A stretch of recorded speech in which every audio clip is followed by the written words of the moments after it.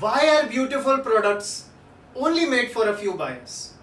It must be possible to offer good designs and good function at a lower price. This is the exact thought process that goes behind the multi-billion business of IKEA today. This is the thought process of Ingvar Kamprad that built a fortune for his company. This is the thought process that made this company a huge success today. Today I am going to talk about IKEA's success and growth strategy and the points that made this company on top of this world. So stay tuned till the end, and if you have not subscribed to my channel, subscribe and press the bell icon to get regular updates. There are huge reasons that goes behind IKEA's success and growth, but I have listed down some of the most important points. The first point, the global middle class target. Now imagine which is the biggest segment of population in this world. You are right, it is the middle class. Now middle class, what these guys like the most, they have the maximum satisfaction in buying the things in the most inexpensive way. Now imagine this is the largest segment and IKEA caught the eye with this particular point. They offered their furniture at the lowest prices by giving a huge and decent quality of the products. Now, if you are getting a low price product with a great quality, who will not like it? And the middle class would love it. Now imagine you are able to see how your home would look like with the IKEA products even before buying it. The imagination of the beautiful bedroom, the beautiful kitchen with the IKEA products. This was made possible with the IKEA app inside in the stores, also on the online stores. Some of the reasons that I'm telling you about the huge success. The second point is the vision. Every company has a vision and mission. But the vision of IKEA to create better everyday life for many people. This noble vision actually made IKEA to grow. The decent standard they used to provide by not only providing the good furniture but the improved quality. But now I have been telling you it used to give a decent quality of furniture with the latest designs, the latest trends, the lowest amount possible. Now this is the third point, how they were able to offer the lowest prices. The reasons behind this are thought-provoking, which you should know. They were having a self-service criteria that made them save huge moolah on the employment costs. The second point, they used to manufacture for themselves. The furniture that is present in the IKEA stores, they used to manufacture for themselves. There was no middleman cost, there no commissions in between. They used to save in this particular thing also. The next point, they used to provide their products in flat packages. As you know, IKEA products were do for yourself kind of furniture. You had to build your furnitures on your own because it was a DIY kind of furniture. The furniture used to come in flat packages that used to save huge cost on the shipments. This is the reason how they were able to provide low prices on furniture, and every year since its inception they used to provide 5 to 6% cut in the prices of each and every furniture item they used to have in their inventory.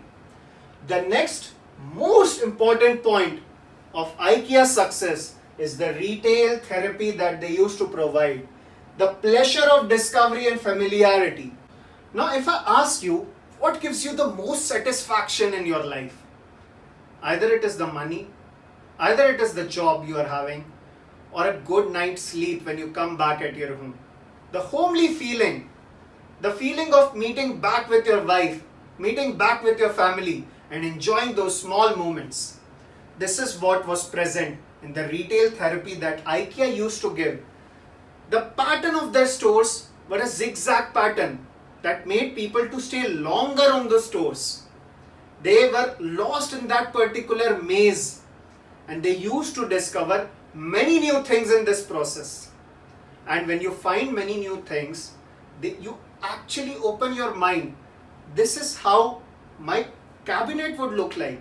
This is how my kitchen could look more beautiful. This would add more to the beauty of my bedroom.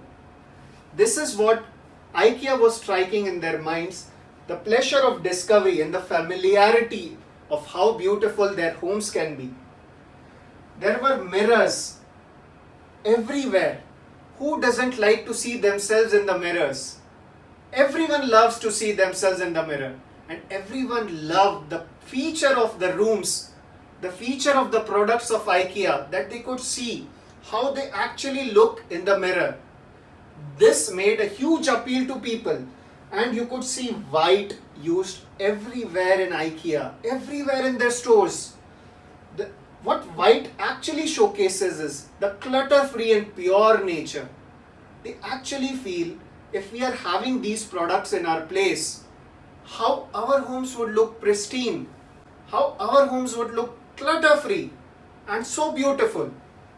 The next point, if I say you're going to a particular place and your stomach is empty, you cannot do any kind of work with a full capacity of your mind. In between their maze pattern of the stores, they have the eateries present, where people can actually take a break, have their beautiful Swedish cuisine and also the cuisine of their particular countries in a dirt cheap rate, and again refuel themselves and get back to shopping. Who doesn't like a cheap meal? Even many of the people go to IKEA to have a beautiful Swedish meal in the morning for breakfast in a dirt cheap rate. People love the meatballs that are being provided in the IKEA stores still today. People love them. The next point is the partnership with TaskRabbit. As everyone knew, IKEA is a company which offered DIY furnitures, do it for yourself. But this particular thing was lacking in many countries. People didn't wanted this particular behavior, they wanted someone who could build the furniture for themselves. They had a partnership with a company called TaskRabbit, where people could actually call these guys and build their furniture for them. This particular collaboration helped them to grow in many other countries. The next point for the success of IKEA is the growth. It relied a lot on customer feedback. What kind of furniture is working for them? What kind of furniture or the products are not working for them? What they can do better? What particular prices they can offer on these particular furniture brands, which could just skyrocket their sales, which could bring the happiness on the customers' minds. A lot was dependent on the customer feedback. The affordability and quality factor was maintained, which helped them to get back the old customers and also garner new customers on board.